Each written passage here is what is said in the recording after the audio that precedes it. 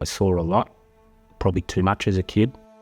It's not until you get to this age where you realise why I was so angry. I got in a lot of trouble with the law. On Mum's side, they're all from the stolen generation. That's why I'm here to share my story today. My mum, she was told you had no family, your mum's dead.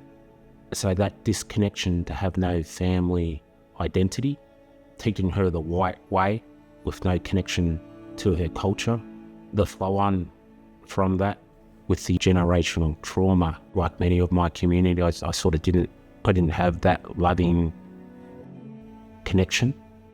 You know, we opened our house up, we were like a hostel.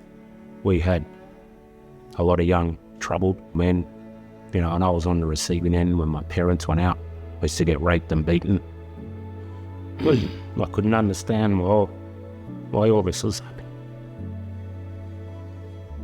happening to me. You never forget. I don't blame anyone. I blame the white system, what they've created in this country.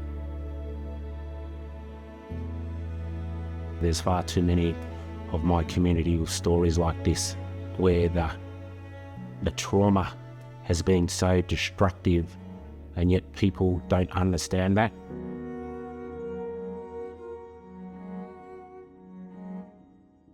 I wish I had a mentor there for me.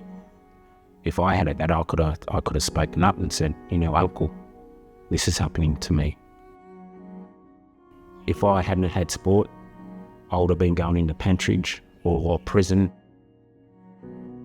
That's why I'm such a voice in sport, because that's where I can make some impact with the kids. But it's about inclusions at grassroots level, because our Aboriginal kids get overlooked. Koorie Academy was a dream of mine, which come to life.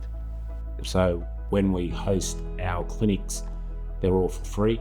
The kids get kitted out with Koorie Academy gear, and they get a free healthy lunch. There's a lot of mentoring and teaching life skills. And we have some really good cultural educators, you know, getting them back to where we came from. I never made artifacts when I was a kid, and I only know what it's done for me. So be able to give them that sense of pride, sense of belonging. You know, I'm not silly, we can't save everyone. But if we can get to some kids, we're creating, you know, generational change where they can go back to their community and say, nah, that's not right. Because, you know, sometimes we are what we see, and if you're in a certain situation, that's all you're learning. We need to tell the truth, and people need to understand what's happened to our people in Victoria, because we were massacred, raped, beaten, stolen lands, stolen wealth, and these stories need to be told to educate people.